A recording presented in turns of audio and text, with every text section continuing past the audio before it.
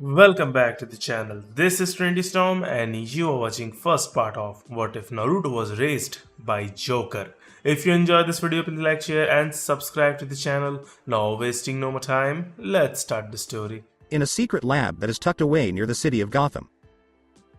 The evil ancient computer from Krypton called Brainiac said, "Now I will start the test to see if I can get help from other dimensions. Temporarily, anyway." When he looked at his brand new interdimensional portal projection device, it wasn't there. There was a note written by hand on pink paper in its place. Brainiac went over, grabbed it, and started reading. It was written in English and read, "High bolts for brains. That toy you were making looked so shiny I thought it could blind a bat, so I took it. Your computer is so bad that it couldn't even pick out Harley and I as we stole something right from under your nose. That is, if you even call it a nose. Hey. I think I could come up with a better way to use it anyway. Your best friend in the whole world. Mr. J." Brainiac ripped up the paper in his hand and said, "There's no way I could sneak into Gotham and steal it back without Batman and the rest of the Justice League noticing." She was furious. "And I'm not going to make another one just to have it stolen again. I guess I'll have to leave Earth and watch as the Joker blows it up," he said, getting ready to leave. A week later, in one of the Joker's hidden places, that not even Batman knows about. What about Harley? Alright, put in? We don't know what kind of interdimensional demon we'll let loose on our world when I flip this switch, do we? We didn't know last time I checked. It's not like it ever stopped us before. Yes, yes, yes, yes, yes, yes. I love my job so much." Then he flipped the last switch, and the device, which looked like a big ring like Stargate SG-1, started to glow. The empty space was filled with an unknown energy that looked like rippling water. Then, pictures started to appear on the surface of the energy. There was a lot of Japanese writing, battle scenes flew by, and Harley and the Joker saw what looked like a multi-tailed fox before the picture turned into a copy of Mount Rushmore. When Harley and Joker got close to the dropped object, it looked like a bunch of baby blankets were wrapped around something. Then the thing moved and started to cry. Harley picked it up and started unwrapping it. It was a baby boy with blonde hair and whisker-like marks on his cheeks. Joker was curious, so he got closer and saw something. It was a dog tag. He held it up so he could read it. It was written in Japanese, which he knew a little.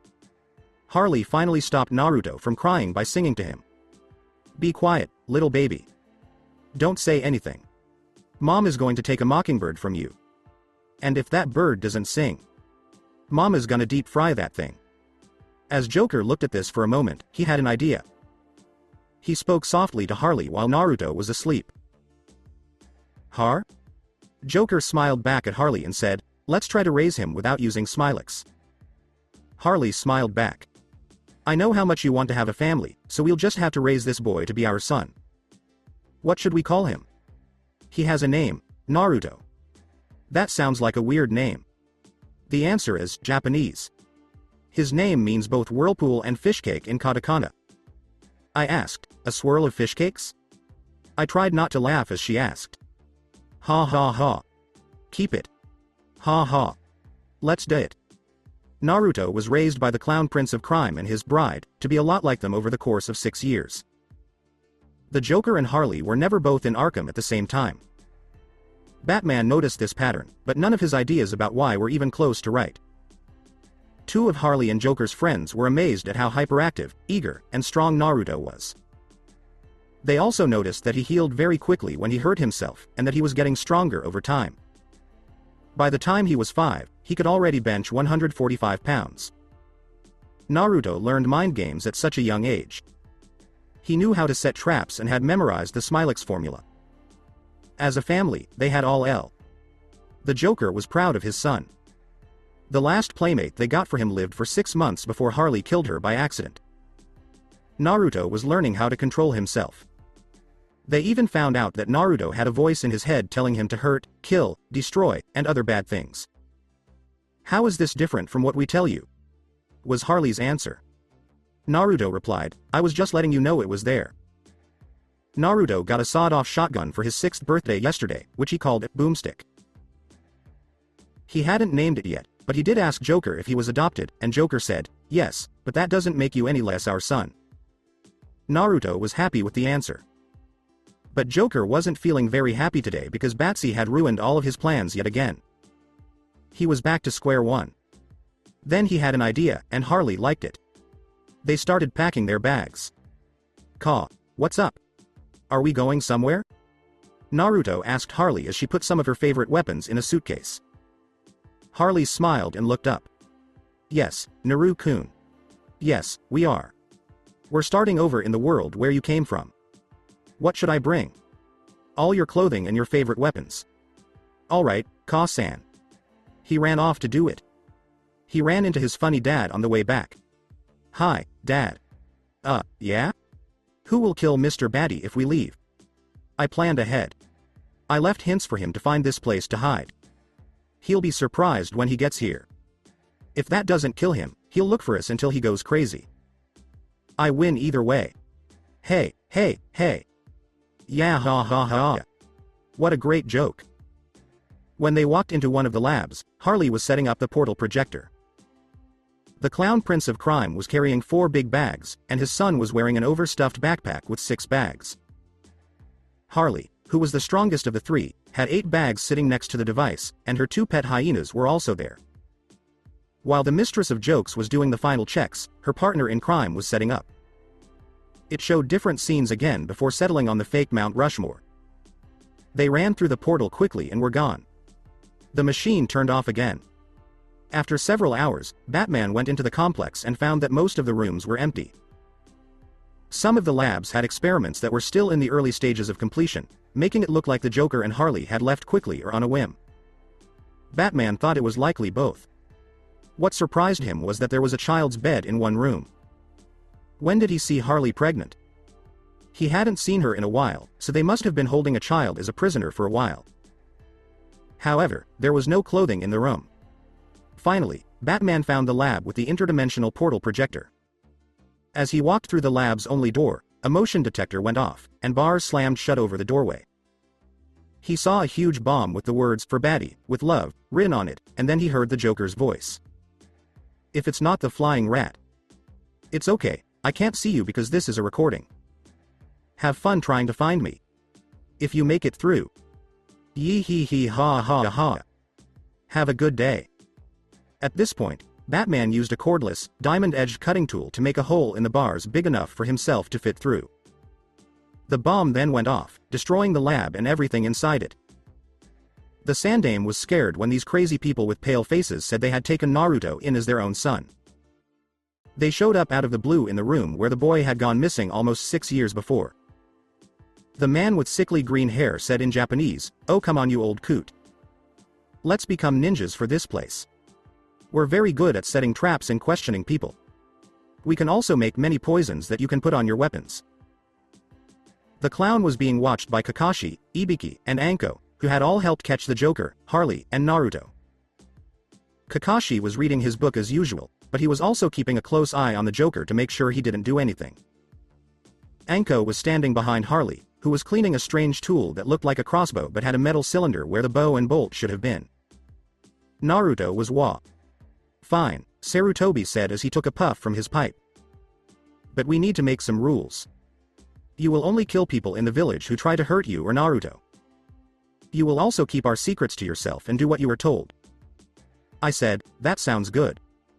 But we'll need some land to build our house. We'd also like to use our son's last name as our family name." "Alright. Your family name will be written down as Uzumaki. What are your real names?" "Joker. Harley." There was writing from the 3rd Hokage.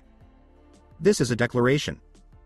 In it, it says that Uzumaki Joker, Uzumaki Harley, and Uzumaki Naruto will be able to live in Konoha permanently. Joker and Harley will temporarily be Chunins. Your real ranks will be decided later. It will also give you the building materials you need. Do you mind living close to the Forest of Death?" Then he saw all 3 of them smile. Harley's smile was weird, Joker's was plain creepy, but Naruto's was the worst. It looked like a mix of the famous fox smile and his father's smile. The Sandame had to fight the urge to run away in fear. What had he done? The Hokage had asked Ibiki to be there after the meeting. What did the kid write? What did Sarutobi ask? An interrogator's flowchart, the interrogation expert replied, is a kind of plan for the kinds of mind games you could play while questioning someone. The plan he was writing was very basic, but very effective. I was amazed. That sounds interesting. This is so you can check out Joker and make sure he's telling the truth. I also want you to keep an eye on him. I was hoping you might say that. When they got back to the Batcave. What? You really thought a small explosion would kill him? Batman didn't know what to do. He questioned many of the Joker's goons, but none of them knew where he was. The last place they saw him was at the lab complex that blew up in Batman's face. Batman had already told the Justice League that the Joker had vanished without a trace. Oh, I see. Wasn't there something that looked like a door? That's what the bomb was attached to. It looked kind of familiar. Wait, that was Kryptonian, right? Yes, it was. He had to tell Superman right away. Ibiki was impressed. Joker was crueler than he was and was very good at getting information from prisoners. Of course, Joker killed some of the prisoners, but the other prisoners would talk freely to avoid being killed. At Joker's request, Ibiki had just called him Mr. during the interrogations. It didn't take long for word to get around in the Fire Country that Joker was a great interrogator. The house the Uzumakis built was pretty big, but Ibiki had been inside it. It was huge, especially since they had time to build an underground complex and set up a lot of well-thought-out traps all over their property. The Uzumaki family will soon be taught how to shape chakra by the Sandame. The Hyuga and Uchiha families were against this, but most of the Junins and Chunins agreed that Joker, Harley, and Naruto should be trained. People in the village who were not ninjas still thought Naruto was Kyuubi and tried to get back at the Uzumaki family for being mean to them. It only took them a week to learn not to attack the Uzumaki home, because many of them died in the traps and were mauled by the two hyenas. Anko was impressed by Harley's skills. It turned out that Harley had always subconsciously used her chakra to hide big things behind her back and to make herself stronger and more dexterous. As Harley learned ninjutsu and how to be a ninja, she used her two other skills in her fighting style. Anko also noticed that all three Uzumakis had green chakra instead of the usual blue or white chakra. This chakra was poisonous. What dish? What did the snake ninja ask? Smilex, Harley replied. What's the point? Smilex come in two different kinds. The heart and diaphragm freeze first, then the muscles in your body. But the muscles in your face are stuck in a smile all the time. The other kind makes you laugh so hard you'll die. Being high on morphine is the only thing that will stop you, but you're useless after that. However, none of us three can get Smilex. Devious. Said the snake like Kunoichi. Look at some of our weapons. Anko dropped her sweat. Joker loved being a ninja and thought he was a pretty sneaky one too. Not quiet, but sneaky. He could do many things to an enemy ninja by using himself as a distraction. He still wore his business suit, but he also wore the forehead protector on his head, slightly off-center. Okay, very off-center. The left-hand brads were in the middle of his forehead. Harley wore her usual skin-tight spandex and wore her forehead protector. Even though he had to follow a lot of rules, Joker was happy. He could always find people to study elsewhere, and he and Harley had been quickly promoted to Junin. Yes, happy happy joy joy. Finally, a place where his skills would be valued. Iwanins or rock ninjas from the Earth Country. 4 of them were caught looking around Konoha. It was up to Morino Ibiki and Uzumaki Joker to figure out what they were doing there. Ibiki used a complicated form of genjutsu to make it possible for the other 3 to hear their teammates' screams but not understand a word he said. Joker had taken the toughest-looking one behind closed doors. Ibiki chose to talk to them and try to find out something without killing them. Now, the man with the sickly green hair is known simply as Mr. J, and he is a very enthusiastic interrogator. They heard yelling coming from the other room. You can answer my questions now, or I can hand you over to. Joker came in and opened the door between the rooms, cutting him off. You could still hear screams. Say, hi Morino-san. My kunai got stuck, could I borrow one of yours? Ibiki just gave him a kunai. The Joker shut the door in. Him for questioning. They all replied at the same time. We'll talk, we'll talk. Ibiki just smiled. He was having a great time in the other room. That person had finally stopped screaming and was now crying. Joker asked the questions about what the man was trying to do. He asked the man if he knew anything else that would help make the clown ninja a little kinder after writing down the answers. There is a summoning contract, the earth being said between gasps of pain, that you could be interested in. Hares and jackals can use it. Tell me more, the man with the pale face said. When Joker got the information he needed, he just gave the man a pie full of cyanide. Joker was on his way home to tell his family the news. To go on an adventure to the farthest corner of the Earth country, they would have to ask the Sandaime for permission. But it would be worth it. He went to the front door of the Uzumaki estate by walking down the path made of big stones. It was the only safe way to get there. He was careful not to step on the pink stone because it had 50,000 volts of electricity running through it. Once he got inside the building, he went to the basement, where he could hear Harley training Naruto. He walked into the training room just in time to see Naruto start the famous cartwheel style of Harley. Harley didn't seem to care at all. But just as Naruto got close, Harley kicked him in the head. Thwack. Naruto flew across the room and hit the far wall, falling to the ground in a heap. Naruto sat up and got over his dizziness after a short time. Son, Joker said first. You should be careful when you fight people. You never know when they'll kick you in the head. I kinda figured that out. Anyway, I have good news. Harley gave a strange look. How? This world doesn't have any cars, so there is no car insurance. That's not what I meant. Harley and Naruto both laughed. After that, they laughed out loud. The Joker quickly joined them because he liked all kinds of jokes, good ones, bad ones, and everything in between. It became clear to Sarutobi that he had to do what the Uzumaki family wanted. If they don't get what they want, they might cause trouble. Also, the three of them have been acting like adults most of the time. He would have to send someone to watch them, though. Maybe that smart person from the Uchiha family. Joker. Yes? I've thought it over and I've decided to allow you to go, but on one condition. That sounds fair. What is going to happen? I'll be sending Uchiha Itachi along with you two. The Joker spoke up. Keep an eye on us? The old man opened his eyes. Yes. Deal. Wait, what? Well, I figured that there would be a catch, but I was prepared for one that was a lot worse than the weasel. Joker was right, so the Hokage had no reason to argue with him. However, he was surprised that Joker came ready to make a deal. This contract to call people from other countries must be very important to the clown ninja. The Sandaime didn't think Joker would break the deal, but they did want to know who he thought was worse than Itachi. Anyway, Sarutobi thought that Itachi would also learn a lot from this. Because the smart Uchiha man could deal with anyone if he could learn how to get along with the Uzumakis. He only hoped that Itachi would be mostly normal again after the trip. If not, the rest of the Uchiha family should be able to kill him, right? Uchiha Itachi was not pleased. Harley could see that much. Like all the other bird brain Uchihas, the little weasel was proud and didn't know how to laugh at himself. In the other world, Bird Brain did have a funny side.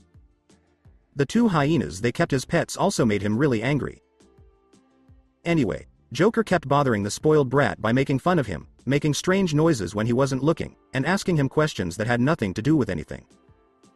What the hell does the color of my toothbrush have to do with anything? Want to know? Oh, come on. What a rant. It was clear what happened. What did the Joker want to do? Obviously, have fun with Naruto. That blonde boy was laughing so hard. Harley admitted to herself that it was a fun way to pass the time and keep their son amused. Joker chose to make fun of the teen again. I don't understand why you think yelling is a good idea. It's clear that we're in enemy territory in Earth Country, and you don't seem to know what ninja, silence, stealth, or whispering mean. Harley was sure that Itachi's head would blow if he got any more mad.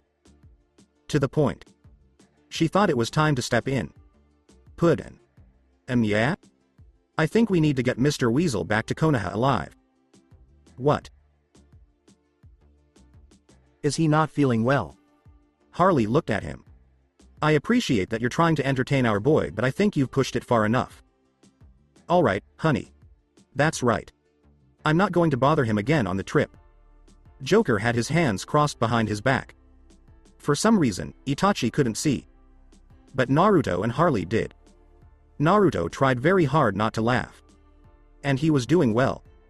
Harley just rolled her eyes. Itachi quickly smoothed out his face and looked relieved. Then his eye moved when the hyenas laughed a little. It was planned that a group of 4 Iwanans would stop these Konohanans in the bushes. Getting all of them was important. The Uchiha could be used for genetic research, and the man with the pale face and sickly green hair looked a lot like Fire Country's famous Mr. J, who made it into every country's bingo book in just 5 months. They thought the best thing to do would be to catch the blonde brat first. A 6-year-old couldn't be that dangerous, could they? The Uzumaki family, along with a very angry Uchiha, found a small village one afternoon. Harley chose that they would stay at the inn that night. The young man named Itachi booked and paid for his own room. Harley almost didn't agree, but Joker said Naruto should also have his own room. Naruto looked a little scared at first, but Harley made him feel better.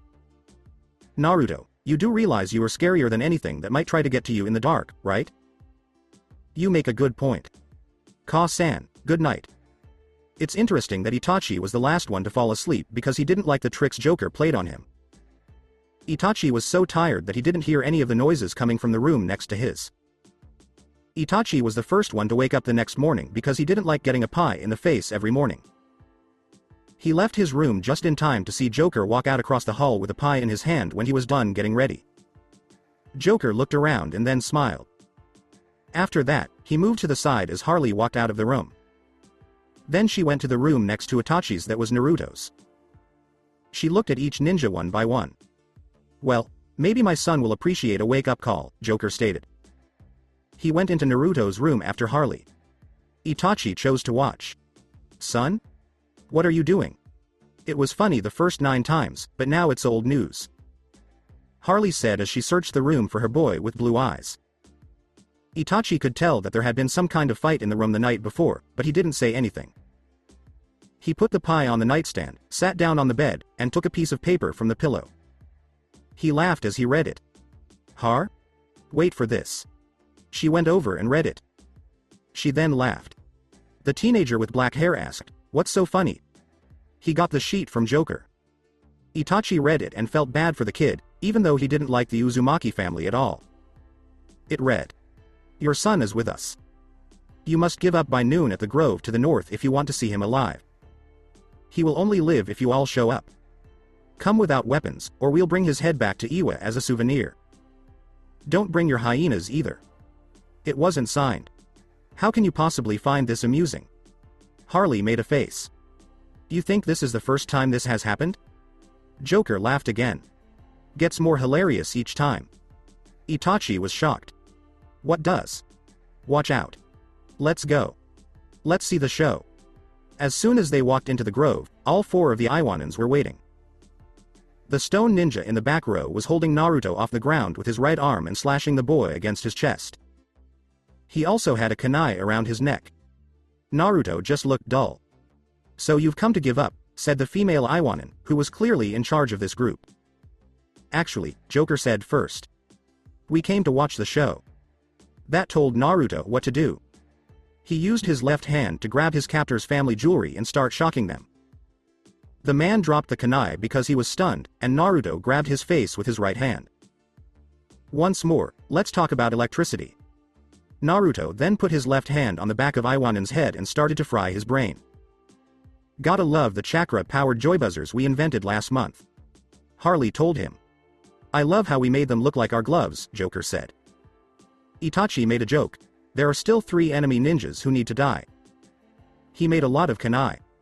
Well, the leader got away from the fight and ran into the village. Harley and Joker agreed that there should be no witnesses. No. I am not going to kill peaceful people. Okay, you jerk. You'll need to get up early tomorrow to avoid what's coming your way. I'll help you round them up, but I won't do the actual killing part. Well done, boy. Get a fish. He seemed to pull a salmon that was still alive out of a pocket in his business suit and drop it in Itachi's lap. Have you been carrying this around all day? Of course not. The Naruto spoke up. That's just silly. That made Itachi sweat, and when the hyenas laughed, probably at him again, he twitched.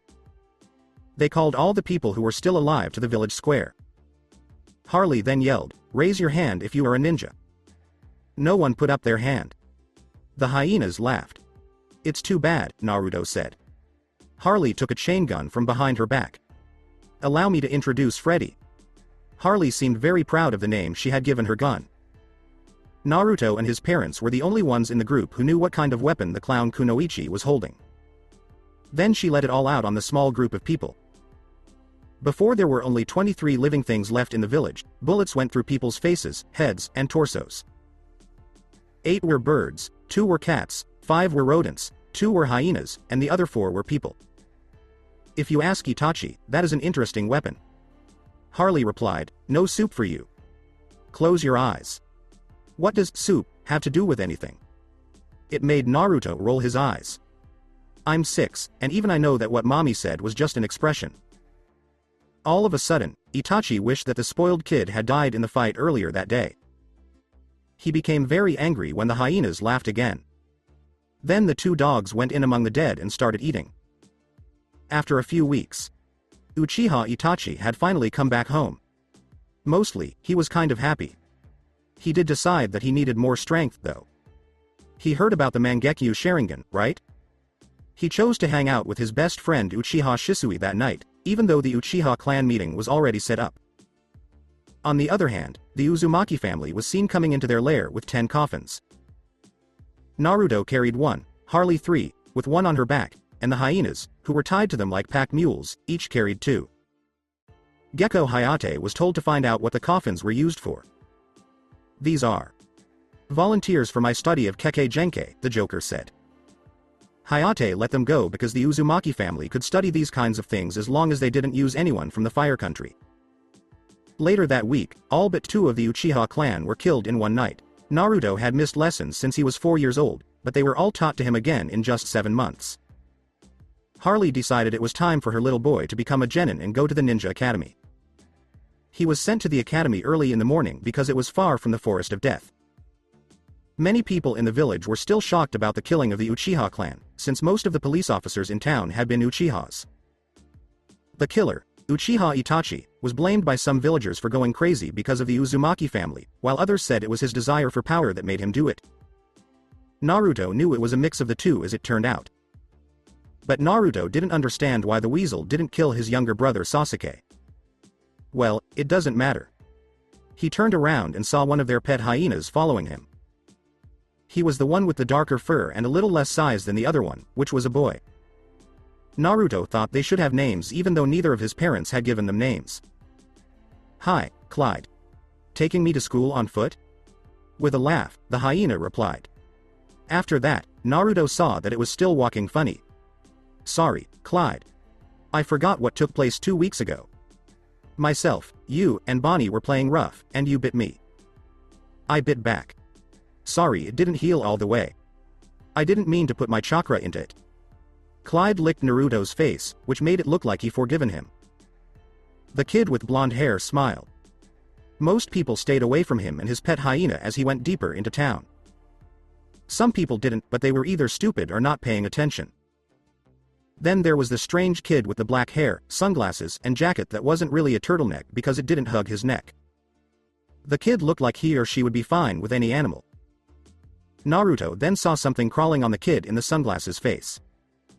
You're an Aburame, aren't you? And you're the psychopath Uzumaki child. And proud of it. Is the Uzumaki clan like the Inuzuka clan? What? The people who use dogs? Nah. Then why is the hyena following you? Clyde's walking me to school. After that, he turned around. And hurting that old lady. Please excuse me. Aburame Shino stopped what he was doing to see the crazy blonde kick Clyde in the ribs. If Clyde let go of the woman's leg, he growled at the person who hurt him. He rolled over and whimpered as soon as he realized it was Naruto. Bad hyena. Naruto yelled. Bad. Just for fun, he punched Clyde in the nose. Naruto went to school as planned since Clyde had already been punished enough for now. He did write down that the Aburame waited up for him. So what's your name? Aburame Shino, age 7. Uzumaki Naruto, also 7 years old. Hey, do you want to come over to my house after school or something? Most people tend to want to stay away from your house, Naruto.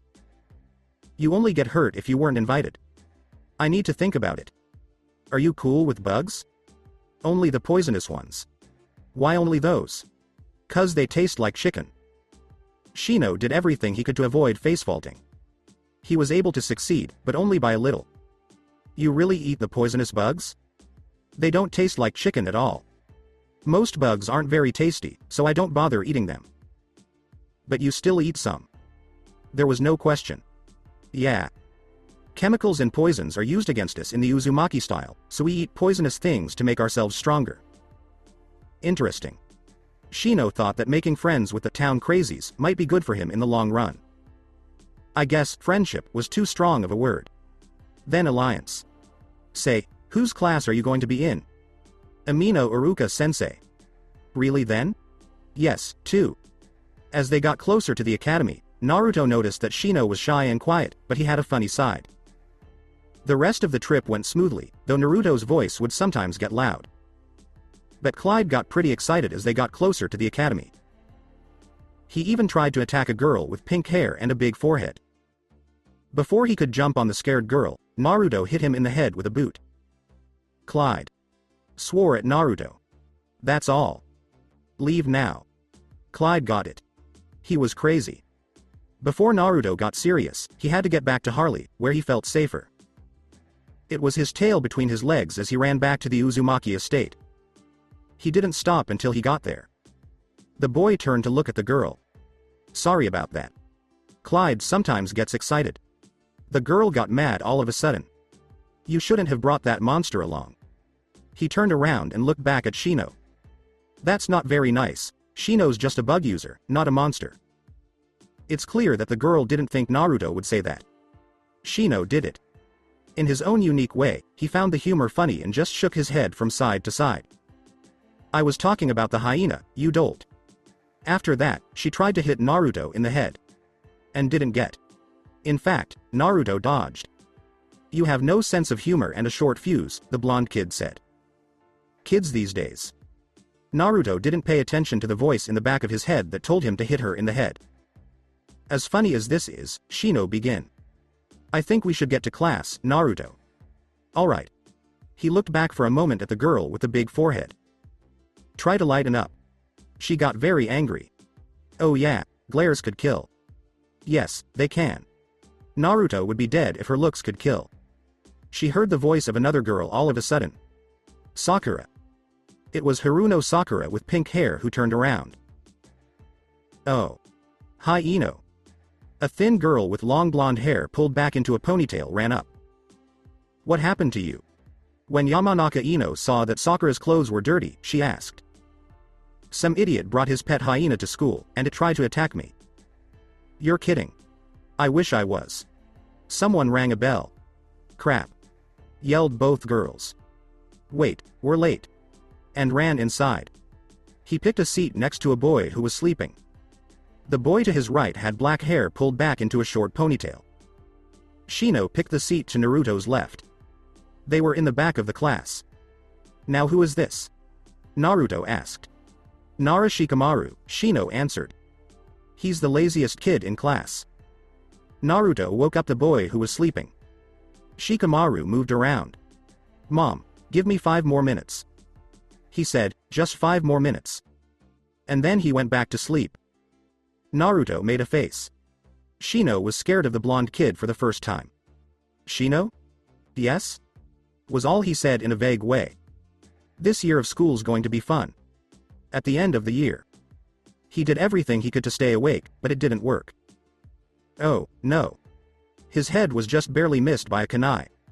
Sorry, Naruto said with a smile. My hand slipped. Shikamaru saw Naruto quickly poke the kunai's point between his fingers as he went back to his little game of mumbly peg. Shikamaru was sure that he would never again be able to sleep through class. While she watched Naruto, Iruka wished that the boy would stop being a class clown or that something could be done about it. He told Mrs. Uzumaki about it, but she frowned at him when he did. Then she reached behind her back and took out a big mallet. After that, he woke up in the hospital. Still, the kid was smart and got all of his work done on time. The young Uzumaki wouldn't let Shikamaru sleep, so it looked like he was working harder on his schoolwork. Even though the blonde clown kept messing around, his grades were getting better. This may have been because Shino didn't seem to mind Naruto's antics. Hyuga Hinata did make Iruka worry, though. She had good grades, but she was too shy to talk to most people. He thought that the dark blue-haired girl's depressed mood was caused by her father not paying enough attention to her or expecting too much from her. But when Naruto joined his class, she seemed to get more interested. Iruka saw her looking sideways at the boy and laughing at his jokes and tricks all the time. He mostly targeted Shikamaru. Out of convenience, Uchiha Sasuke, the emo kid, needs to lighten up. Sakura, she deserves it, and Ino, she's asking for it, when he played a joke on them. Even though he played jokes on the other kids. The brown-haired boy punched the blonde kid in the face with his fist once because Naruto called him fat. When Naruto got up, he told himself that he was wrong and that Choji was muscle-bound. From then on, he called Choji muscles. She knew it wasn't out of fear, but because she admired how strong the young Akamichi was. Even though he was the one who laughed the loudest at Naruto's jokes and tricks, Inuzuka Kiba seemed to be okay. There were times when Naruto seemed to like and respect him at the same time. Naruto was having a great time. He knew that Sasuke, the black-haired emo kid, would never get better in the 2 years he had been at the academy. It was too bad that he was just like his older brother, except that he didn't kill an entire clan, which would have been funny and stylish. Another thing he saw was that 2 of the girls. What were their names again? Forehead and Horse? Yes, Sakura and Ino. He saw that they were crazy about Sasuke. In fact, almost every girl was crazy about him. All but one, at least. Naruto saw that she was looking at him sideways and laughing at his jokes. What did my parents talk to me about? He thought this as he played his favorite game. He couldn't hear the voice in his head, which was strange. Yes, of course. Just like how Dad knew how to control Mom, I need to find a girl to control. What was her name again? Yes, of course. A Hinata. That one person who doesn't eat out of Sasuke's hand is her. Trying to control her will be hard because she might get angry. How the hell did I think about this now? I am 9. Oh, Shikamaru fell asleep again. Oh, no. Say, hi Iruka-sensei. Shika-san is going to need a new desk. What? Once more. It's happened 3 times this week. Some watched, some laughed, and some did nothing. Shino thought it was classic. Did I fall asleep again? Shikamaru asked himself. What a bother. That's, beep, funny, inner Sakura thought. It was more likely that Sakura thought that both of them were stupid. That lazy S*T gets what it's due, Ino thought as she laughed. Choji thought, all this laughing is making me hungry. Kibi thought, that's too funny. The Naruto kid is so cute and funny. Hinata laughed and thought about it. Stupids, Sasuke thought. They are all stupid. Laughter doesn't help. Naruto is so dumb. Everyone laughed even more when Naruto sneezed. He thought that that was strange. I wish someone had thought about me. Maim. Kill. Take down. That annoying voice in my head needs to go away. Mail them all. Do not talk anymore. I'm sorry. After that, Naruto grumbled in his head while laughing. The school's Bring Your Hero to Class Day was today. Some of the students' guests were scary to Iruka. Most of all Naruto. Luckily, Mizuki would be there to help him today. Kiba had his older sister with him. The Hokage was brought in by Sasuke. Each of Ino, Choji, and Shikamaru brought their own father. Sakura has her mom with her. Hinata took her dad with her. As well as Shino. It was Iruka's fear that Naruto would bring his father, and he did. Everybody else in class brought their parents, family friends, or other adults. Every hero had to talk a little about what they did for a living. They were mostly ninjas, but each of them was good at something different. Now it was Joker's turn. Well, he said in a rather casual way. I ask people questions, make them offers they can't refuse, and take out the trash. A lot of the students laughed at that. People didn't understand that what he said meant, I question people, torture them, and kill them in a planned way. Joker went on. I also research things, make mincemeat stew, and generally make people laugh. I'm a scientist, which involves dissecting things and making Smilex. Additionally, I devise pranks. I make poisons, traps, and tools. And play jokes on people. There was no doubt that every real ninja understood what Joker meant. And Shino and Naruto did too. Everyone in the class laughed at what the Joker said. Shino and Naruto are among them. It was time for the heroes to leave so that the class could go back to normal. Joker saw a man in a green bodysuit working one-on-one with a boy wearing the same clothes. He was right when he said the boy was a year older than Naruto. Joey saw that they were practicing martial arts, which in this world were calling taijutsu for some strange reason. He then saw that they both had weights on their bodies. The weights were not very big. But it's likely that these were ninja weights. Joker chose to find out about them. Joker got ideas for his own weights after talking with Might Guy and Rock Lee, who was one of Might Guy's students. Guy was pretty funny to talk to, and he did give me some good advice on how to make the weights. He made it clear that the weights were fixed at a much higher weight than they looked.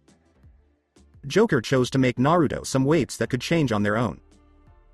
The weights would get heavier based on how much chakra was flowing through the body. However, they wouldn't change when chakra flowed in strange ways, like when a jutsu caused the flow to suddenly go up or down. Naruto was going to be strong, just like Harley and the Joker wanted him to be. Joker laughed as he thought about how silly Guy and Lee looked with their bowl cuts and bodysuits. He sang the English version of Kung Fu Fighting on the way home. Joker didn't understand why no one in the Uzumaki clan could do a simple bunshin. It's possible that their green chakra wasn't stable enough. It was a possible thing. It was also more spectacular when Naruto tried to do a bunshins than when Joker or Harley did it.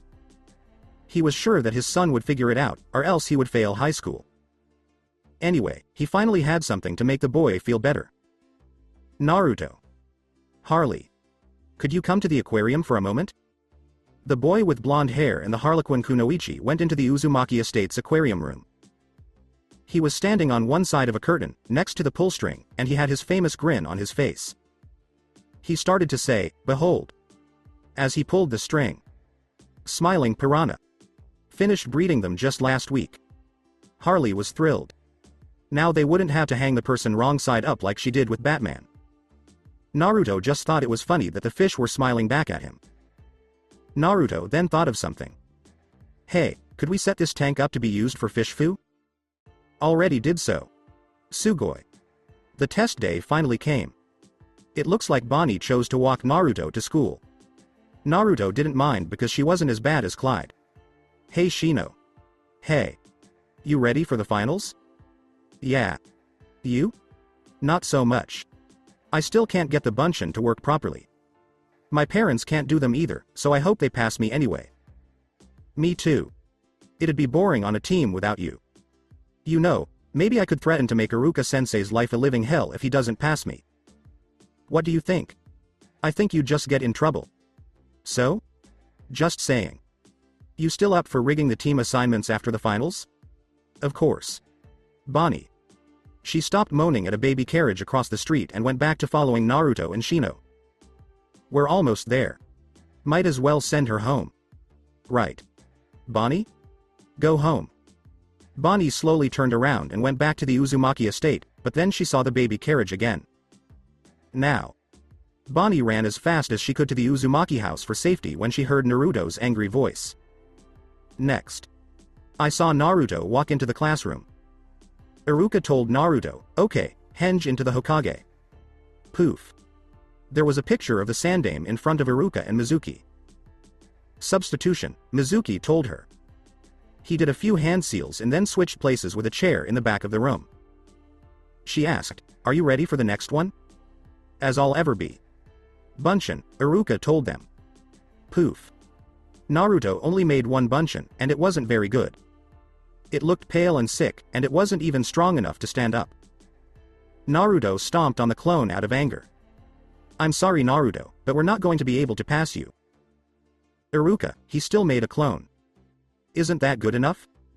Mizuki, you know very well that such a bunshin would likely get him killed if he ever took a C-rank mission.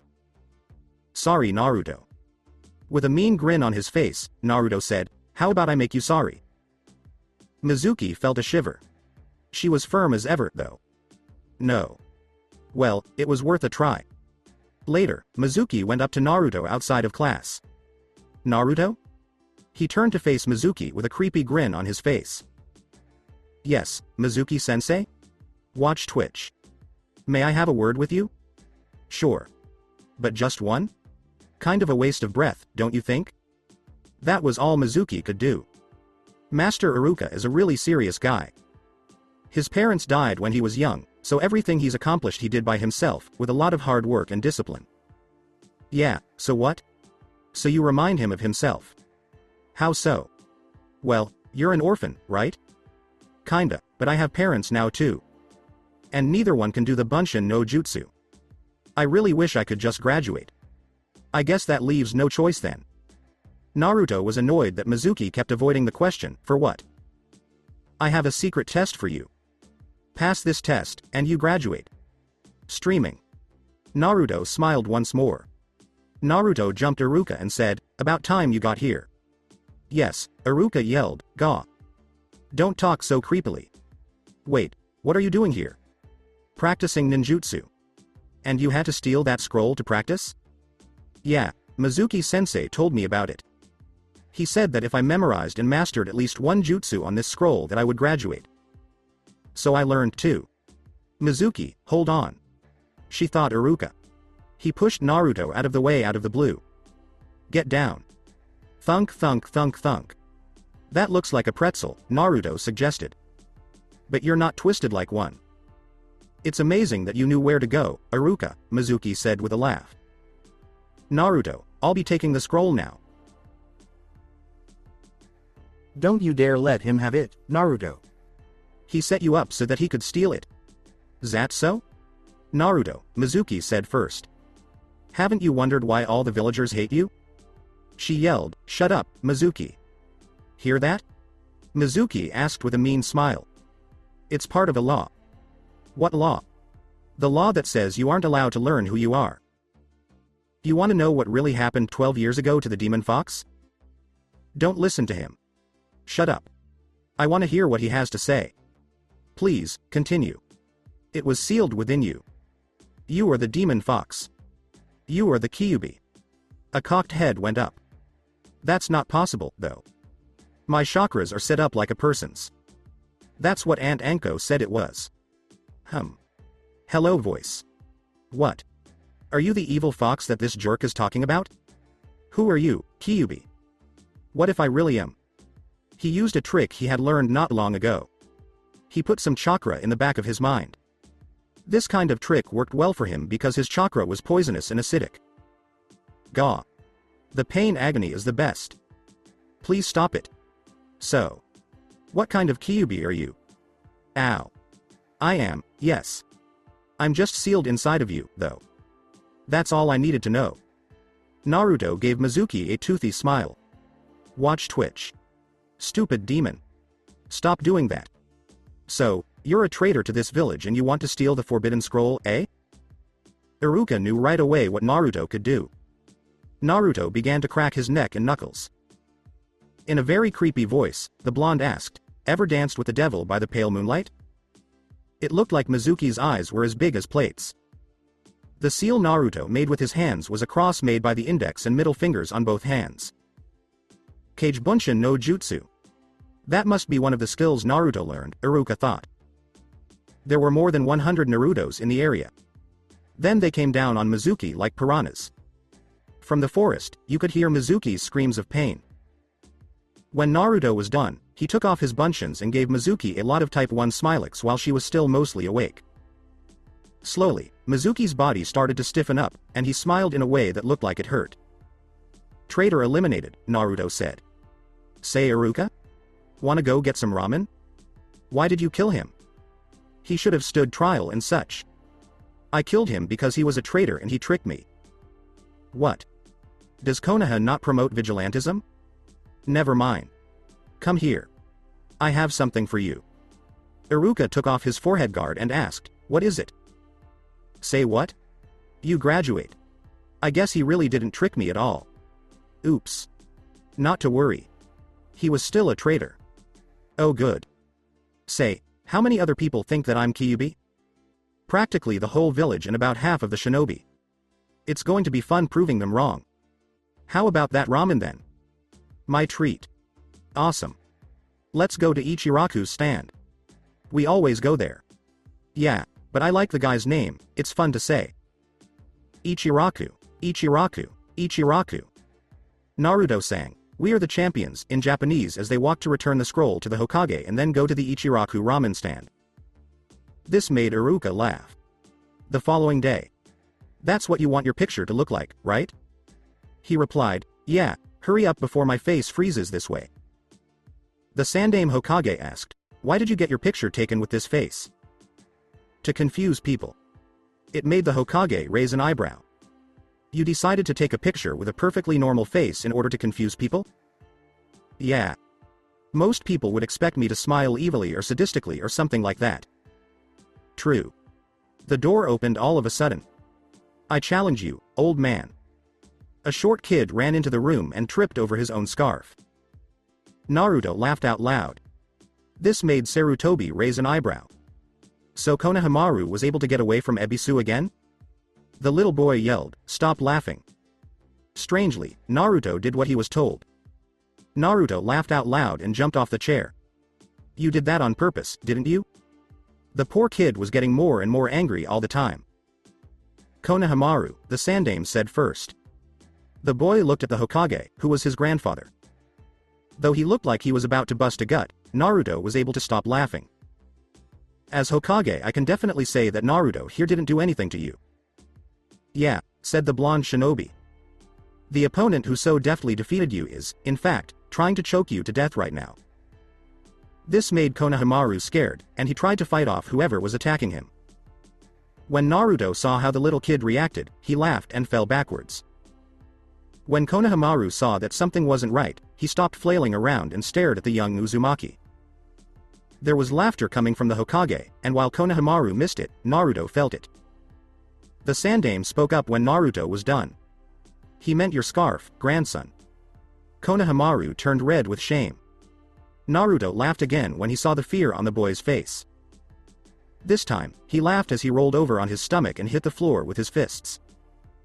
He broke through the floor and fell into the room below when it started to crack. He yelled, "Gaw!" as he did it.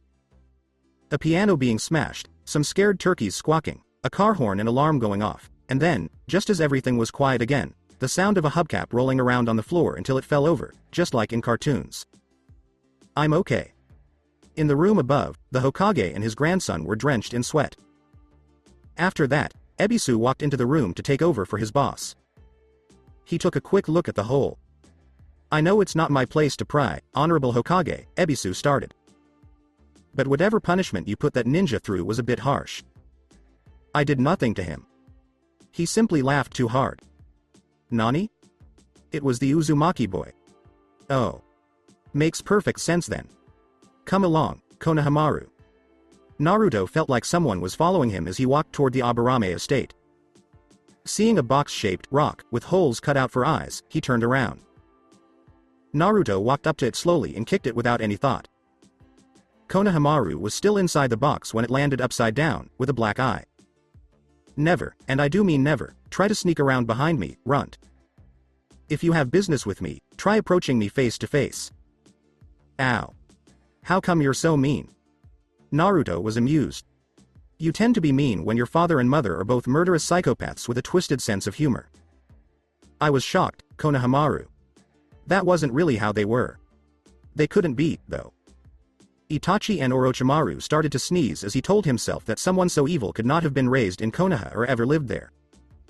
Then he asked Naruto the question he had meant to ask him. "Would you please train me?" Naruto's answer was sharp and short, leaving no room for debate or further discussion. That was Ida, no, period. He then went on his way to Shino's house, leaving Konohamaru crying behind as a spoiled brat. Naruto then grabbed a boot from a pile of trash, threw it at Konohamaru's head, and knocked him out to silence him. Shino and Naruto were able to get into the Hokage's office that night. They checked to see who was on which team. Ino, Choji, and Shikamaru. "Junin is Sarutobi Asuma," said Shino. "Not a surprise. What's next?" Naruto asked. "Sasuke, Sakura, and Kiba. Junin is Hitaki Kakashi. Where's the logic there?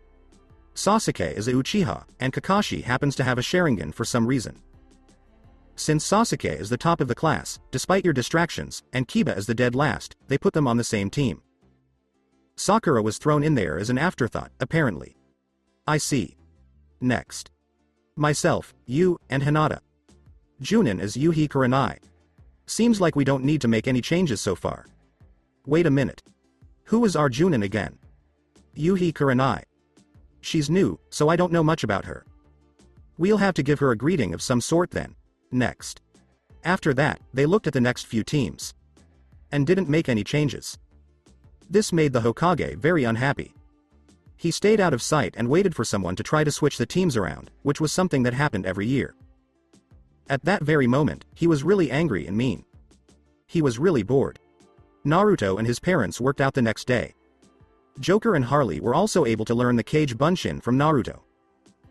They found the Shuriken Kage Bunshin no Jutsu by trying different things.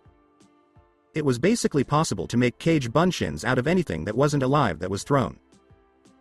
Chemical and regular pies, kunai, shuriken, and other projectiles, as well as flashbangs and other grenades, could be used with it. But fish fu couldn't be used with it. Joker also made a new jutsu called Caustic Fist, no Jutsu. It made green, acidic goo cover the hands and feet. You could use 2 hand seals to open it, one for a horse and one for a monkey. His son and wife learned it from him. Harley also made a defensive jutsu and an offensive jutsu that came from it. The first was called Caustic Barrier, no Jutsu, and it made a bubble out of the same green, acidic goo.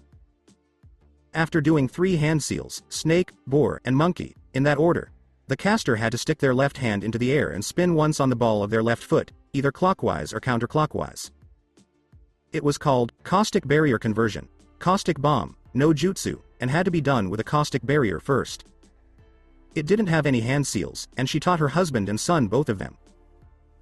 As they played with the Kage Bunshin, the 3 of them came up with a new version of it called Akuna Kage Bunshin no Jutsu. When it was destroyed, a small amount of poisonous gas was left behind. Naruto also combined the Sene Jashu, Hidden Shadow Snake Hands, technique he had learned from Auntie Anko with the Caustic Fist, which made him fire an acid-covered snake out of his wrist instead of a normal snake. After they were done, it was dinner time, and Naruto was determined to get to the academy early the next day to find out if the Hokage had changed the teams after all. Naruto knew that the old man and Shino had been in the same room as him because he had learned how to hear the beat of a heart from across the room, because Joker had told him that was a useful skill for questioning hostages. Naruto finally chose a name for his sawed-off shotgun after dinner. It was named Clarice by him. The following day. Team 7. Uchiha Sasuke, Haruno Sakura, Inuzuka Kiba. Junin instructor as Hitaki Kakashi. Yes. I'm on the same team as Sasuke. Kuso. Akamaru said, hear that? We're on the same team as the smart kid and Sakura. Kiba smiled and began to daydream. Akamaru laughed at Kiba's small hole in his nose. Ino was silently yelling at her bad luck somewhere else in the room. Team 8. Hyuga Hinata, Aburame Shino, Uzumaki Naruto. Junin instructor as Yuhi Kurenai. Shino didn't say anything, and Naruto laughed out loud. Hinata was shaking because she was both scared and excited. Team 9 is already in the field. Team 10. Nara Shikamaru, Akamichi Choji, Yamanaka Ino. Junin instructor as Sarutobi Asuma. And why am I on the same team as a fat good-for-nothing and a lazy good-for-nothing? Why does Sakura get to be with Sasuke? Ino was definitely mad. Choji and Shikamaru just looked at each other and smiled. Team 11. As soon as all the teams were named, Kurenai, who had beautiful red eyes, came right over to get her team. It would be 5 hours before Team 7 got their Junin. Kurenai took them to a quiet place to talk with them anyway. As you know, I'll be your Junin instructor. Since I know hardly anything about any of you, I'd like you all to introduce yourselves. Naruto replied, say what? I suppose I should give you an example. My name is Yuhi Kurenai. I like flowers and soap operas, and I hate pig-headed idiots. My dream is to surpass the legendary Uchiha clan in terms of genjutsu. You with the glasses, you're next. Aburame Shino. I like bugs. I hate people who are full of themselves. I wish to become an excellent shinobi, like my father. Good, good. Your turn, Hyuga. Hinata here. My name is Hinata, and I like. Well. Hinata blushed heavily and looked at Naruto sideways. I don't like my father. My dream is to improve myself and get someone's attention. Hinata said this while looking at Naruto sideways again. Lack of self-esteem. I wish I could fix what her dad did wrong. An excellent dream, Hinata. And now for the boy who hasn't stopped smiling since we met. My name is Uzumaki Naruto. I like ramen, pranks, jokes, chemicals, ramen, weapons, ramen, jackals, ramen, and hyenas. You mentioned ramen 4 times. Hinata passed out and said, so I did. Oh yeah. I also like brunettes. Naruto laughed. Naruto just smiled when asked, you did that on purpose, didn't you? For some reason, Shino had a glass of water with him that quickly brought Hinata back to life. As for dislikes, I hate humorless people, people who think I'm a demon, and how long it takes for instant cup ramen to cook. It takes like 2 minutes to cook, Naruto. Kurenai and Hinata both said, I know. That's still too long. Shino found it funny. As for my dream, I wish to spread smiles and laughter across the land, whether or not people want to smile or laugh. Okay. A rather creepy dream. Well, since we all know each other better, I have a training session for all of you, in order to gauge you skill levels. Meet me tomorrow at the crack of dawn at Training Field 42. And don't eat breakfast. You have the rest of the day off. See you tomorrow. Then, she left. Naruto spoke up when she was no longer in earshot. How foolish of her to give us the rest of the day off. I have a plan. I have heard about these initial training sessions, they're called bell tests. We're going to need to rig Field 42 with all sorts of traps and such. Shino, you're going to need to plant a female bug on Kurenai. Shino agreed. Alright, now here's the basic plan. Kurenai got up early, as she always did, and got ready to deal with the 3 genin that were given to her. She had already tried to teach Kurama Yakumo her genjutsu powers, but the young girl wasn't able to handle them, so Kurenai had to lock them away. This was her second job as a Junin. The red-eyed Junin thought, enough with the past.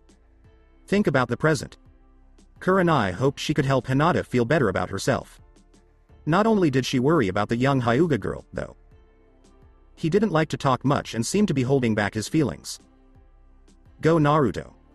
He was an Uzumaki, that's all. All of the Uzumakis were crazy. Naruto also seemed rushed, impulsive, and easy to guess. It was going to be hard to train him. There was a chance that Naruto would use chemistry and some strange tools. Hinata might try to use the Hyuga clan's Juken style to fight if she felt sure about it. She brought bug spray for Shino. That wasn't really true about him, but at least she could keep the swarms away from her for a while. She finally got all of her gear together and left for Training Field 42. When she got there in the early morning light, Naruto was already there. He also had his teeth brushed. Have Shino and Hinata not shown up yet? Shino was here before me, the blonde said. We waited for a while, but neither Hinata nor you had shown up. Shino volunteered to go get Hinata as I am not welcome anywhere near the Hyuga estate. Oh? Here they come. The Junin looked around and agreed with Naruto. After a short time, Kurenai lined them up and began to explain the test. You may have passed the tests at the academy, but you haven't passed my test yet. It's pretty easy, she said, taking an alarm clock and a pair of bells out of her pockets. The alarm was set for noon. You have from the time I say, go, until it is noon to take these bells from me. Each person who gets a bell will be allowed to pass. Whoever doesn't get a bell gets sent back to the academy. Not only that, but whoever doesn't get a bell will also have to skip lunch. Wait, Shino said. There are only 2 bells. That's right. It means at least one of you will be sent back to the academy regardless. Additionally, you should come at me with killer intent, or else you won't win. Any more questions? Naruto said, yeah, while still holding his toothbrush of choice. When do we start? Kurenai put the bells on her belt. We start now. Go. That was it. Shino and Hinata were gone, disappearing into the trees. He got back to brushing his teeth. Naruto, we already started. Naruto said, yeah, I know. He then finished brushing his teeth and spit out the toothpaste and extra saliva. After that, he did something Kurenai didn't expect. He turned this toothbrush over so that the other end was a kunai. The blonde yelled, may the floss be with you. As he threw the powerful plaque remover right at her head. Kurenai steered clear of the bullet. The blade of the weapon or tool broke easily when it hit a small rock behind her. It let out a small amount of acid that ate away at the rock and killed the grass around it. While that was going on, Kurenai used a strong genjutsu to hit Naruto and show him the deaths of all the people he had ever met. Naruto went quiet. His always present grin went away. It was scary, so he looked around. It was not bad, he said. Not bad. The Junin was shocked that the little punk had the nerve to not see how beautiful she was. It didn't even make her move. At that moment, Kurenai realized that he wasn't criticizing the genjutsu, but the way the illusion showed people dying. More than that, he did it to make her mad. She told herself to be calm. Calm. They most likely thought about this ahead of time. I feel like Naruto wants me to mess up, and... What? They didn't know about the bell tests. Did someone tell them something or... Ah. I see it. A research book has been seen Shino reading from time to time. He could have read what the Sandaime wrote about the Sannin in the public record. Shono must have put it all together. That one could use quite a bit of work. Stabbed in the heart? That one's been done to death. Slit throat? Now they're just beating a dead horse with that one. They should at least kill a few by beating them with a dead horse. Well, I'm bored. He took out a kunai and stabbed him in the hand. The genjutsu was broken by the shock of the pain. What? You stayed in one place the whole time? Are you sure you're a Junin? I thought you'd at least get behind me or something. The woman replied, you should know better than to insult your bosses. After quickly making a few hand seals, Kurenai used Doden, Retsudotenshu, Earth Release, surrounding palm of the split earth, to fire a few rocks at Naruto. He wouldn't be able to avoid all of them, but she gave him time to use Kourimi no Jutsu, which means substitution no Jutsu. But Naruto didn't do that. He made 3 hand seals, a snake, a boar, and a monkey. That's when he threw his left hand straight up into the air, palm facing up. Caustic Barrier, no Jutsu. Naruto spun around once and a green acidic substance in the shape of a sphere formed around him. The rocks hit the barrier and some of them landed on the ground.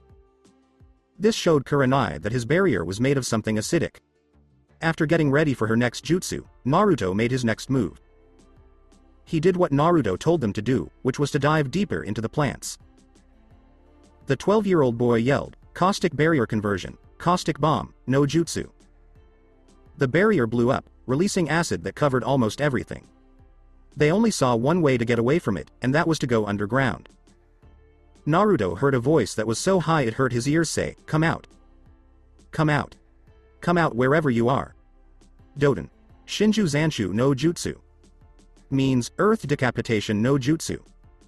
All of a sudden, Kurenai's hands came out of the ground, grabbed Naruto by the ankles, and pulled him down so that only his head was showing. Kurenai walked around the genin while bells rang. She turned her head away. You know nothing of subtlety or tact, do you? In a tone that was meant to be funny, Naruto asked, what do interrogation techniques have to do with fighting? His cue was heard by Shino. There were 8 shuriken and 5 kunai that he threw at Kurenai. But that's not the only way it can be used. Thunk. It was heard that 13 sharp metal objects hit something about the size of a person. The weapons of mass destruction seemed to have hit the Junin at first, but Naruto checked and saw that they had only hit a log. Kourimi no Jutsu was used by Kurenai. It turned out that Shino in the tree was actually a Mushi Bunshin, which is a bug copy. There was a swarm of parasitic bugs moving toward Kurenai. When Kurenai pulled out her bug spray, she killed most of the bugs. The rest ran away. She then started following Shino to find out where he was. At the same time, Naruto focused on his chakra and was able to make some corrosive fluids come out of his sweat glands. As the ground around him broke down, he stopped giving off chemicals. When Hinata took his hand and helped him, he was able to free his right arm. Naruto said, thanks, which made the girl blush. Where's Kurenai-sensei and Shino? Hinata saw them both with the Byakugan. Kurenai-sensei is tracking a Mushi Bunshin and Shino is sneaking up on her. Oh. Seems she fell into that tiger trap we placed there. No wait. Kurenai-sensei used Kourimi and now she's spotted the real Shino. They're coming back this way. Ah, Naruto thought. This changes the plan significantly. Hinata? Go hide and wait for an opportunity. I'll get our sensei off of Shino's back so you two can regroup. I have an idea. Kage Bunshin. Naruto made 11 shadow copies. He and the clones hid while Hinata went back to where she was hiding. In his spare time, Naruto also noticed that his hand was already better. Shino ran through the clearing, and Kurenai jumped into the area. He saw right away that Naruto wasn't where he was before. Naruto and 10 of his clones jumped on her all of a sudden. The last clone found Shino and asked what was going on. The clone asked, "Did you plant the bug?" "Yes. Her genjutsu is almost nullified now that we can track her." "Good. Get into position. You're done." The copy was no longer there.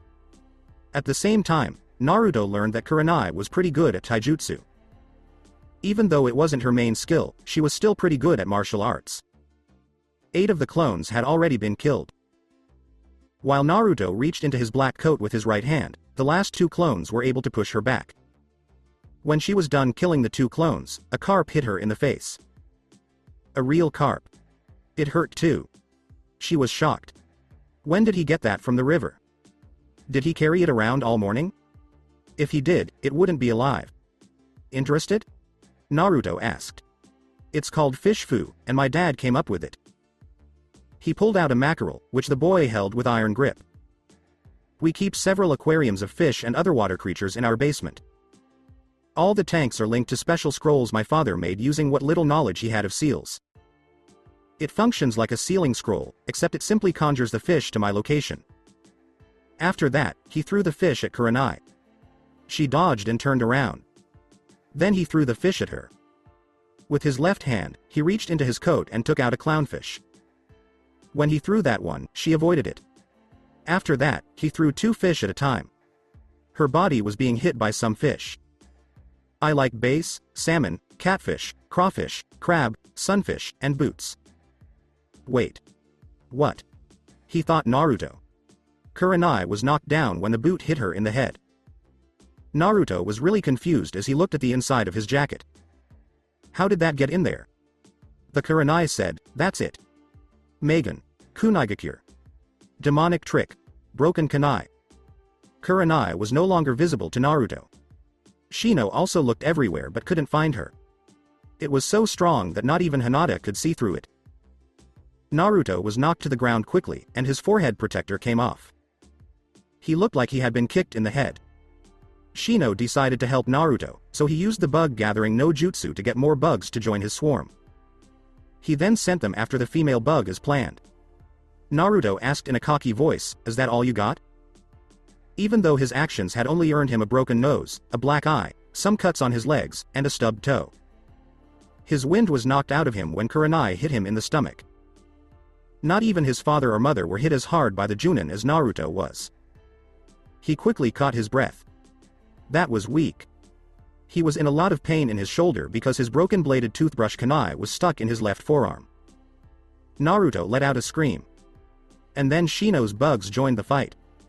They were all trying to get to the female bug on Kurenai's back. Most of them were sprayed by her. She didn't pay attention to the small groups of insects she missed because she thought that their earlier retreat was a pattern. Before the bell test that morning, Hinata and Shino talked about where to put the bugs on Kurenai's body. That's why Hinata knew where Kurenai was and where most of her organs were once all the bugs were set up. Hinata used this as a chance to attack. She rushed in to cut the tendons in the Junin's shoulders, but Kurenai was too quick. He used Aikido to throw Hinata over Naruto's head, using her own speed and weight. Kurenai gave up the illusion when she realized that her genjutsu was no longer useful. Naruto was finally able to get his toothbrush off of his arm. He also cut off a big piece of his flesh from his arm with another kunai and got all of the pieces out. Drawing on his chakra, Naruto's wounds healed quickly enough for him to be able to use his left arm again. As Naruto watched Kurenai and Hinata use taijutsu to fight, he decided to join the fight. He made 2 hand seals, one of a horse and one of a monkey. The phrase, "caustic fist, no jutsu," made green acidic fluids appear around his hands and feet. Naruto jumped in front of the fight and joined it. Kurenai was amazed by the strange jutsu Naruto kept showing off. The whole time, Shino kept trying to get more insects with Mushio's no jutsu, but it didn't work. He gave up trying to gather the bugs together because he thought most of them were already dead. When Shino saw a taijutsu match, he chose to attack from afar with his kunai and shuriken. As he took a few things out of his battle pouch, Kurenai did something she hadn't planned. She used Kaiten Gukakyu no Jutsu, which means fire release, Grande Fireball no Jutsu. The flame ball hit Naruto and kept going straight for Shino. To get away, Shino used Kawarimi. The alarm went off at this point. Naruto was tied to a post in the end. He was fine, even though he had serious burns. His clothes also looked like they wouldn't catch fire. Kurenai said, "That was terrible. Using Naruto as a distraction might have worked in the academy, but it won't work in the real world. Now, I'm going to give you three another chance." Naruto cut his sensei off and asked, "Really?" Kurenai had a blink. "Yes," she said slowly. Naruto slammed the post with the back of the heel of his boot. "Press the button." Twang. Kurenai was caught in 4 nets all of a sudden. Naruto told him, "Get the bells." Shen and Hinata both jumped on the Junin and tore the woman's bells off. When Kurenai woke up, she just stared at Naruto, confused. He started to laugh. "He ha ha ha ha ha ha ha ha. We got you. That was great. I figured I would get tied to the post, so I planned ahead and put triggers for traps on all 3. If we got the bells beforehand, fine, but the plan worked almost perfectly. Here. Naruto. Take my bell. Please? No, Hinata, you do not give it to me. You must keep it. And Shino, do not give me your bell either." The Aburame child stopped trying to give Naruto his bell. "I can torture Iruka-sensei for another year." Kurenai said, "Go ahead." All 3 of the genin asked at the same time, "What?" All 3 of you passed. It was a test to see if you could function as a team. Since the 3 of you worked so well together, even helping each other when I was about to overpower one of you, you managed to pass. I was going to force you 3 to work together a bit more and play some more mind games with you just to make you earn your rank, but the fact that you caught me using an elaborate trap has convinced me otherwise. Now would you please cut me free from these stupid nets so that I can report to the Hokage? In another place, Kiba was tied to the post and Akamaru was tied to the back of it. Kakashi was giving them bad grades for their work. After lunch, he told them they had one more chance and that they shouldn't feed Kiba or his dog. Kyuubi left right away, and Sasuke offered to give Kiba some of his food. Sakura gave Akamaru food. All of a sudden, Kakashi came back. He said in a scary and angry voice, "You disobeyed a direct order just to help out your teammate. Such behavior could get you in trouble with your superiors someday. Refusing to leave a teammate behind could cost you your mission. But that's the exact reason why I'm passing you 3. Akamaru cried out. 4. Late that same day, Kurenai asked Naruto where he kept his scroll for summoning monsters. Naruto told her that the scrolls on the inside of his jacket could both call up monsters and seal them. The man told them that their father had found that the seal could be written on anything as long as it was in black ink. Naruto also told them that the palms of his gloves were cleverly sealed scrolls that held some of his weapons ready to use. Like pies with cyanide. He told her that he knew about the Kyuubi and that his gloves had joy buzzers that were powered by chakra. The Kyuubi was afraid of him. He didn't say anything about Clarice on purpose. Teams 8 did a lot of D-rank missions over the course of a few weeks. They found Tora the cat, moved lumber, and cleaned windows. Team 8 was in the mission office at this time to take on another mission. The Sandame said, "Let's see. There's Mrs. Kurasaki's yard that needs to be weeded. Mr. Yamada wants his kids to be babysat. Oh yeah, not a mission for Team 8. There's catching that cat again." The Naruto asked, "You mean Tora?" "Yeah," said Iruka-sensei, who was giving advice on running the mission office. "I'll strangle him before handing him back to his owner, that way he can't run away anymore. Another mission that shall not be offered to Team 8 ever again," said the sage. "Guess what?" Naruto exclaimed with joy. This made the Hokage ask, "What?" The boy said, "I'm bored," in a very serious voice. It was clear to the Hokage what had happened the last time Naruto was bored. The picture wasn't nice. Naruto had written funny things on both sides of almost every door in town with ox blood. The smell was awful. It was something Kurenai remembered too. Shino thought about it and laughed to himself. Hinata remembered that her door was one of the few places on the Hyuga estate where he didn't put blood. The rest of the estate was pretty much covered in it. Give them a C rank this time, the Sandaime told Iruka. Well, let's see. There's this one. A bridge builder from the Wave Country needs a few people to protect him and his workers from bandits during the rest of the construction. She said, we'll take it. Naruto agreed, yeah, that sounds good.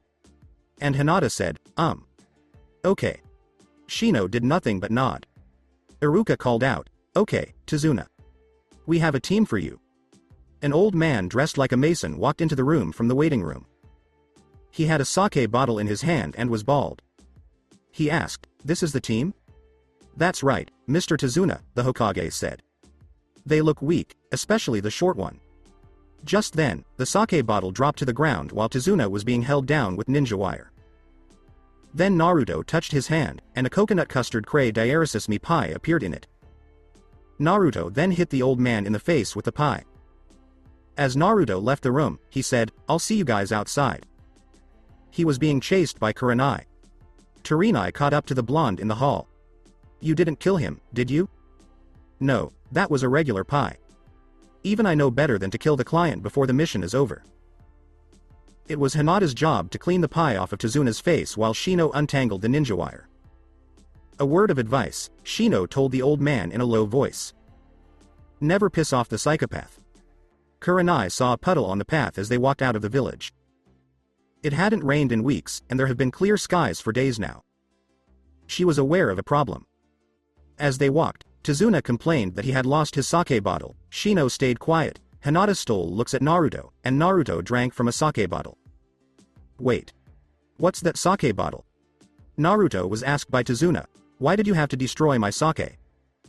With an evil grin, Naruto asked, would you like to try my drink? It's some powerful stuff. Kurenai spoke up before Tazuna could answer. Naruto, what is in the bottle? Sulfuric acid. Tazuna didn't know much about chemistry, so he asked, what's that? Naruto said, let me explain it. In voice. Jackie worked as a chemist. He is no longer a chemist. For something he thought was H2O. Was H2SO4. This sulfuric acid was what Tazuna thought Naruto had just said was in the formula. He asked, so is it poison? Naruto thought he was stupid and looked at him. It's one of the most powerful acids.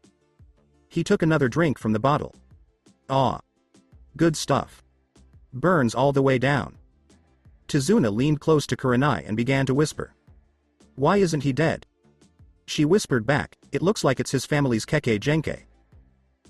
They use acids and poisons as their primary weapons and consume said substances to enhance the poisons and acids their bodies produce naturally.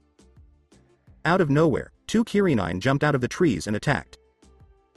It was Kurenai who moved Tazuna out of the way. Hinata dove while yelling at herself for not noticing that they were there. Shino moved back and called his bugs out. Who is Naruto?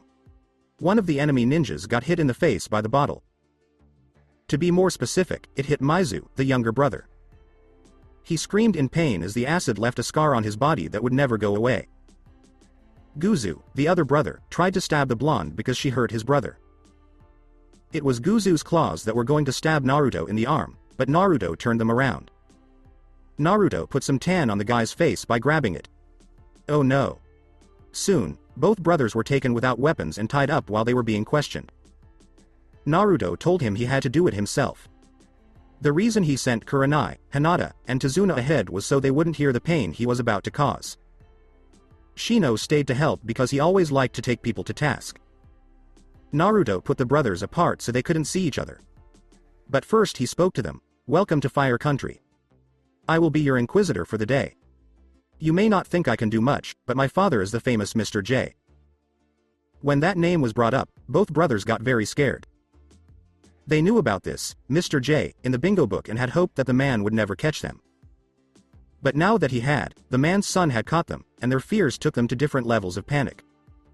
Meanwhile, Naruto chose to question Maizu first. As Naruto worked on Maizu, screams of pain could be heard from a long way away. For some reason, Naruto didn't ask any questions. Suddenly, Naruto stopped and went back to question Guzu. The older brother's screams of pain could be heard farther away than his brother's. Naruto stopped again without asking any questions. Why aren't you asking them questions? And why are you stopping just before you break them? Shino asked. When I break them, I'm going to have them break spectacularly. But I'm going to start questioning now. Once an hour had passed, Naruto had all the information he needed. At that point, an ambush squad arrived to take over and was told to take the two brothers to Ibiki and Joker. Naruto got useful information from them.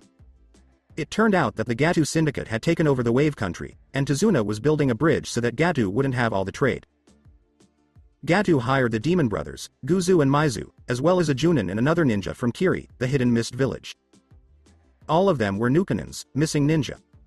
Kurenai was understandably mad at Tazuna after Naruto told her all of this. You put us in danger by lying about what this mission was, she said in a calm voice. It was scary to hear her say it that way, even though it was calm. You had it registered as a C rank. However, it happens to be an A rank mission. Why? From Naruto's point of view, Tazuna told a long, sad story about how they couldn't afford to buy an A rank and that his daughter and her son were in danger, etc. Kurenai told Tazuna, Shino, and Hinata, we'll still do the mission, which caught them all by surprise. It's because it's the right thing to do. Besides, you have no idea how much trouble Naruto will cause if we don't go. Naruto grinned. So that's it for today. I hope you guys enjoyed it. Don't forget to like, share and subscribe to the channel for more awesome stories like this. Thank you. See you all in my next video.